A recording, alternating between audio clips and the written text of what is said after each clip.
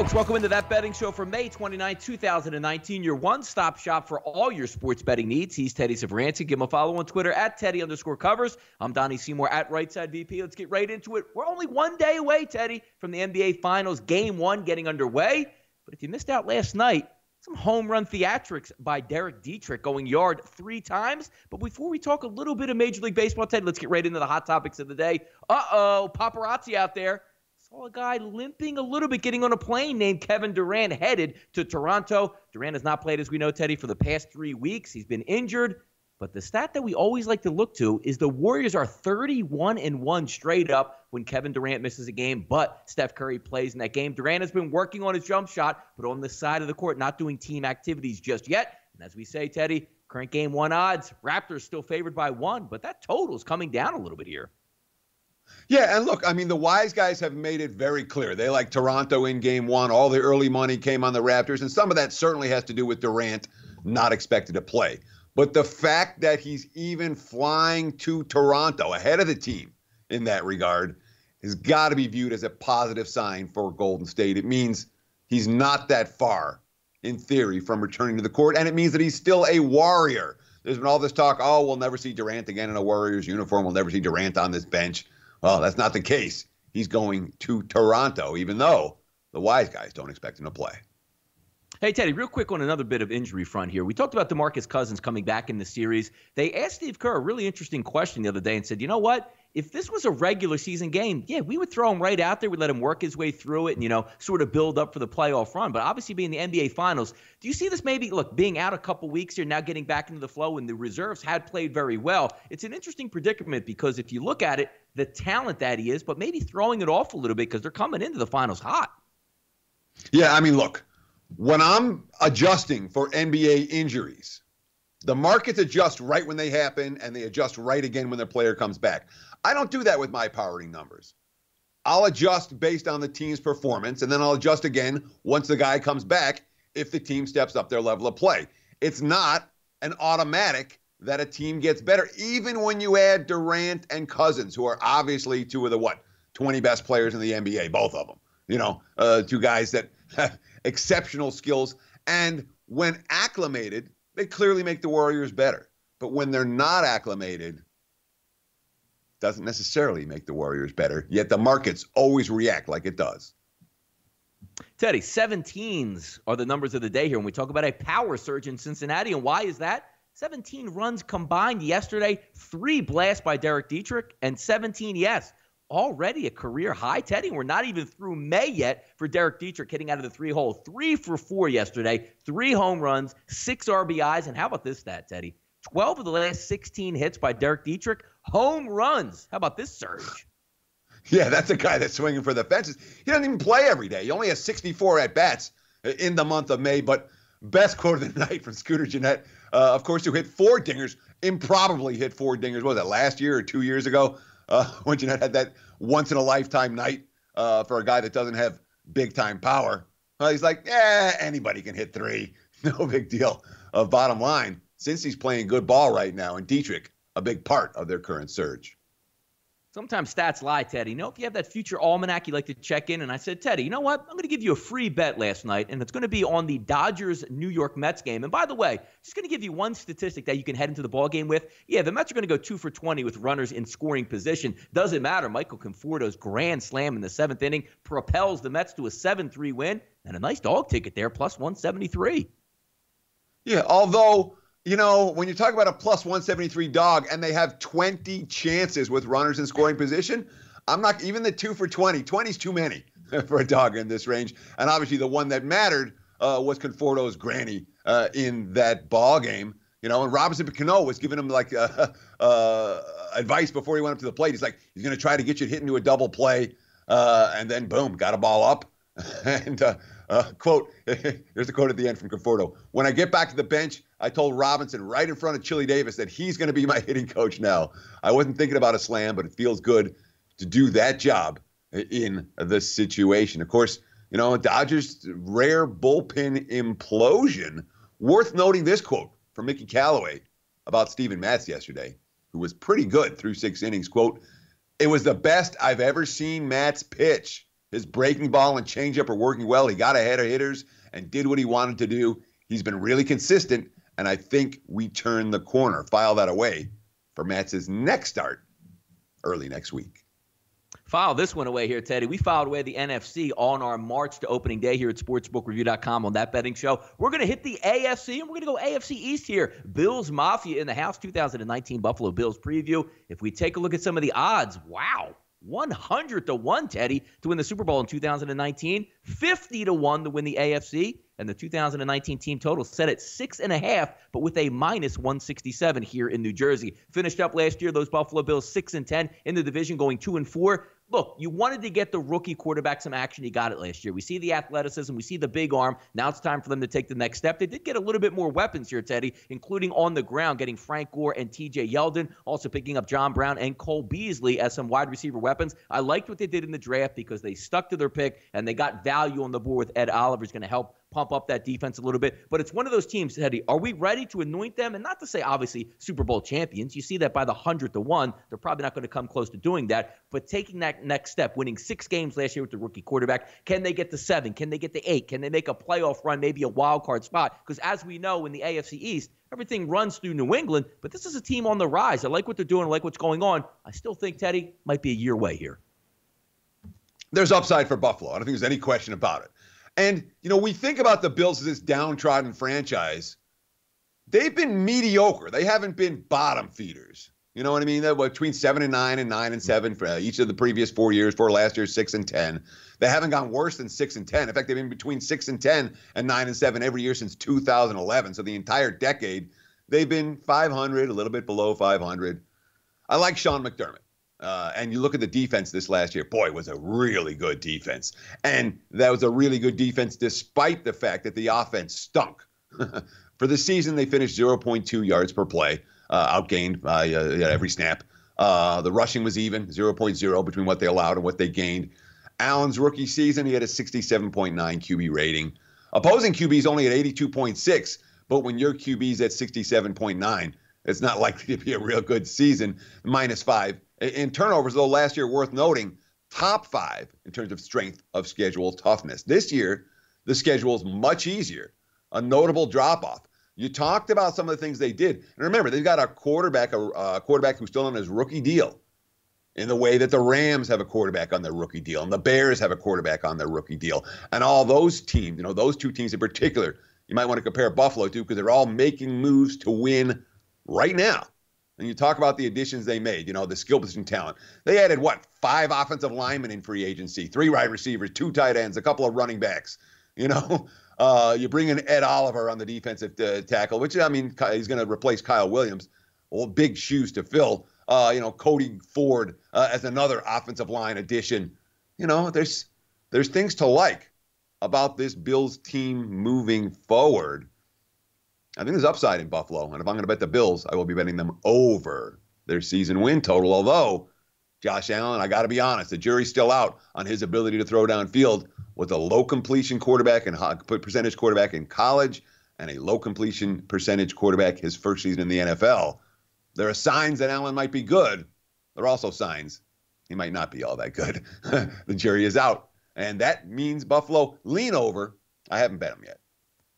How about this, though, Teddy? Yesterday was the 100th day towards the season of the 100th NFL season. And yes, today, Teddy, we have 99 days less. Trust me, people, eventually it will get here. But we're going to take you right through to opening day with all of these NFL countdowns. And today was the Buffalo Bills. Tomorrow we'll move on in the AFC East. But overnight line movers, best place to check those lines moving, SBRodds.com, 24/7, 365. Get these movers. And how about this, Teddy? Indians drawing support early Wednesday. We are Bieber believers as we see Bieber and Weber on the mound today. And if we take a look at the odds here, Red Sox favored by -105, a total of 9 after an implosion in the bullpen yesterday. We'll see if those Red Sox can get it back today. Sure. And of course, the markets are going to react to the advanced metric stats. We talk about this every day. We'll talk about it again today. Why do they like Shane Bieber? 2 stats. More than 11 strikeouts per 9 inning. The markets love the guy who's getting strikeouts, and Bieber's got that. And his home run rate is very high so far this season. It's abnormally high. So they're expecting a return to normalcy, and that home run rate is likely to drop. Of course, Weber came out and threw 6 innings of 3-hit, 1-run ball against Toronto in his first big league start last week, but we're not talking about a top prospect. He's bounced around in the minors since 2009. He's bounced around on 5 different teams in the majors since 2015. The market's not high on him, and they love Bieber for Cleveland, hence all the Indians' money. Cubs flip to a favor versus the Astros, and we're getting all this injury information. Almost seems like it doesn't matter who goes down, next man in line, similar to what the New York Yankees are doing. But the market seemed to be fading Miley a bit today. Astros plus 101, total of 9. Hendricks and Miley on the mound. As I said, a lot of injuries mounting up for those Houston Astros, but they keep chugging along here. Yeah, I mean, Altuve and Correa obviously out right now. Diaz has been out for a while, though. Chris Bryant's a question mark for the Cubs in today's game, but there's no question that the markets do not like Wade Miley, period. And of course, Miley's 6-2 against the Cubs. He shut them down a couple of times last year with the Brewers, but coming off a performance in which he had a season high 8 strikeouts, 1 run, 4 hits, 2 walks. I mean, he's been really good, but Miley has a low strikeout rate. That means his xFIP is a full run higher than his ERA. The markets don't like that. Kyle Hendricks, season high 9 strikeouts. Was it a season high? I don't know. He had 9 strikeouts last time in only 6 innings, and the markets love the pitchers who are getting those strikeouts. Hence, Hendricks taking the money, Miley not taking the money, and Chicago being the popular choice for the ESPN game tonight. Baltimore, Teddy, shut down yesterday, and they open up here on SBRodds.com, 142, 147, and breaking news, Teddy. People are fading the Orioles at that high number. Now we see a minus 145 drop all the way down to a minus 115. It's Carpenter, who has dreadful numbers, versus Means. Total of 10. Maybe we get some offense today down there in the Charm City. Yeah, I mean, Tigers are 0-3 for Carpenter. They've lost those 3 games 29-8. All 3 of them blowouts. But last time out, only 2 hits and no walks allowed was certainly the better of his 3 starts. Of course, the Tigers are hitting lefties, and the Orioles aren't in this matchup of southpaw versus southpaw. Detroit hitting lefties better than they hit righties. Baltimore significantly worse against opposing left-handers. But this is a lot to do with Means. The market's not really excited about him. 2.96 ERA, yes, but the xFIP is over 5. He's got a low strikeout rate and a low ground ball rate, and the pitchers that have those 2 stats together, you can count on them getting faded when they're minus 145 chalk, like the Orioles were at the Open today. I can imagine, Teddy, down in Baltimore today, standing room only for these 2 pitchers to try to get in there and watch this game. Watch what you bet here on SportsbookReview.com's That Betting Show. Thor versus Bueller in Tinseltown tonight. Dodgers hefty favorite tonight, Teddy. Minus 178, total of 7.5. Mets are 27-27 on the road after their 7-3 victory last night. Dodgers, how about this? 36-19, looking to bounce back tonight. Will we get a bounce back tonight, or will Thor bounce back and steal this one for the Mets? I'll tell you what. I mean, Syndergaard's got a great track record against the Dodgers. A $1.65 ERA in 3 previous starts against them, but he's looked very vulnerable of late. He's allowed 5 runs or more in 5 of his last 8 starts, including last time out when the Tigers beat him up. 6 runs, 10 hits in 5 1/3. He had a great quote after the game. Pitching's really friggin' annoying sometimes. It kind of reminds me of my golf swing a little bit. One day you go out there and you feel like you have it all figured out. You go out there the next day and the results aren't necessarily great. Worth noting, the Dodgers, they had a 6-game losing streak back in the 2nd week of April. They finished that. They were 8-8. Since that time, 10-1 off a loss. Most of those wins coming by multi-run margins. And Bueller, he was rough early. 8.25 ERA in his first 3 starts. 4 May starts. The guy's been dynamite. Only 2 walks in 26 innings with a $1.73 ERA. So Dodgers have been good off a loss. Bueller's been good in general. Syndergaard, not a hurler we trust. This might be chalk worth laying. Teddy, Bum's going to give it a shot versus the Marlins and break up the Marlins yesterday. Another big offensive output down there in Marlins Park. And I also read, Teddy, their first 3-run home runs of the year. What can we expect from the Marlins as we go? But how about this one? Marlins only plus 105 today. A total of 7 down there in Marlins Park. Giants 21-32 on the season, 11-14 away. Marlins 18-34 in the season, 10-17 at home. It's going to be Bumgarner and Lopez. More offense tonight for those Marlins, Teddy? So it might be. I'll tell you this. It's not easy to get offense necessarily against Mad Bum. And the Giants are winning for Mad Bum. You look at the bad team and which starters they actually show up for.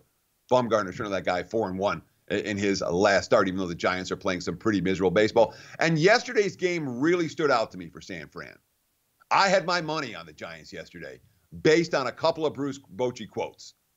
And the one, but I think I read it on the show yesterday, quote, talking about in that ugly series against Arizona, where he goes, that was our worst series of the year. I can't remember we had 3 consecutive games with the kind of baseball we just played. This upcoming road trip, 9 games in 10 days, I hope it brings the guys together and we get back to playing the ball we need to play. And then they open up that road trip and just get bombed and a complete no-show. That's a big red flag for a team that's playing pretty bad baseball. And yesterday's supposed to be their step-up game, and they get bombed. So I know they've been winning for Bumgarner, but you look at the tail of these two teams, and they're clearly headed in opposite directions right now. Miami's playing their best ball of the year. Lopez, you look at his season-long stats. Oh my God, he's got a 5.40 ERA and a 3-5 record. Not that good. Look at him at home. He's got a $193 at home. He just pitched 7 innings at 1-hit ball in a win over the Mets last time. And the quote's coming out of Miami. Alfaro hit a dinger last night. Quote, "It's really nice to be working as a team, like a family. We're going to go out and fight together." Miami's won 8 of 11. San Fran's struggling. I'm not laying with my mad bum here. Yesterday, in theory, was the Giants' spot. It wasn't much of a good spot. Exactly. Who says you need Yelich, Stanton, Ozuna, JT Realmuto? Who says you need any one of those guys? Those Marlins are charging hard. We'll see if they can pick up the win. Talk about a team that needs a win tonight, Teddy. The St. Louis Blues. You don't want to go down 2-0 in a series, even though we'll head back to St. Louis. If we take a look, the Bruins again tonight, another heavy favorite, -170, a total of 5.5, which went over the total in the last game with the 4-2 final with the Bruins claiming victory. St. Louis going to start Binnington as usual. Same thing with Boston with Rask tonight.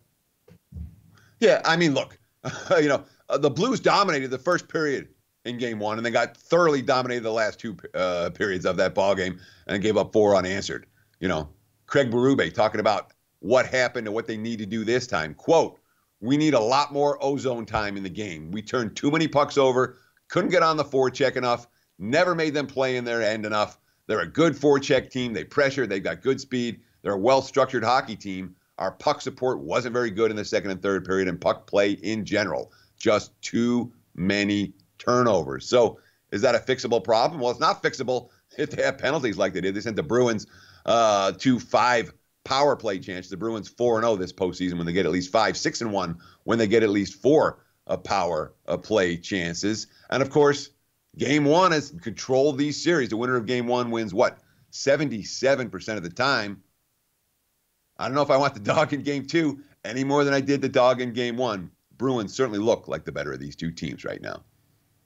Triple header right there, 2 baseball games, 1 NHL game. We'll have a little bit of fun here as we know the Game 1 of the finals for the NBA does not get underway until tomorrow night. We'll talk a little bit of props information here, Teddy, and who takes down MVP, which is always a hot topic. Steph Curry's still looking for that MVP trophy, so does he maybe get that sentimental value if it's close? Well, it looks like the odds makers are posting it so. -136 for Steph Curry to win the MVP. Kawhi Leonard +225. Draymond Green +700. Durant at +900, which is interesting because we're not even sure if that guy's actually going to play in the series. If you had your druthers right now, Teddy, and taking a look at this series the way you think it might end up, is there any value maybe taking a dog or say, you know what, this is Steph Curry's shot to finally get that done? Well, it's interesting because if you look at the series price with the Warriors in the $3 range, and then you say, well, if Golden State wins, who can be MVP? And there's pretty much only 2 choices, I would think. Thompson might go off for 5 games and go nuts, but Curry and Green were absolutely and have absolutely been the 2 best players on the floor for Golden State here in the postseason. Certainly in the series against Portland, they were. To close out the series against Houston, they were. Wouldn't argue with putting a couple of bucks on Curry and Green both to win MVP in lieu of betting the Warriors in the series. Just an option. Not something that I've done myself, but worth considering. And taking a look at the series itself, Teddy, real quick here. Total games in the series being played. Just taking a look at some over prices. Over 4.5. Hefty number. You're going to have to lay at -835. Over 5.5 games in the series, -167. And if you think it gets to a Game 7, you get a +265. To me, looking at this, it helps that home court advantage is going to be with Toronto. If I had my druthers right now, I usually like to pick the team that's going to win on the home court. I would probably say this game goes 6 with a Warriors win, Teddy, 4-2. How about you in the series? Over 4.5 -835 is the only bet I can make there, and I'm not a big fan of laying 835. But one would think that Toronto wins at least once. Hence the chalk for this, but it's not a bet that I'm going to make. Nope, not a bet that you're going to make. Look, Teddy, we don't have to bet on everything, right? So the great thing about that betting show, to provide that insight and knowledge to help you gain money. And hey, sometimes not making a bet, Teddy, is even the best bet that you can make. May 29, 2019. Thank you for tuning in. Your one-stop shop for all your sports betting needs in 20 minutes or less, which we did today. Once again, he's Teddy Savranti. Give him a follow on Twitter at Teddy_Covers. I'm Donnie Seymour, right side VP. We'll be back tomorrow getting you ready for Game 1 of the NBA Finals. Good luck.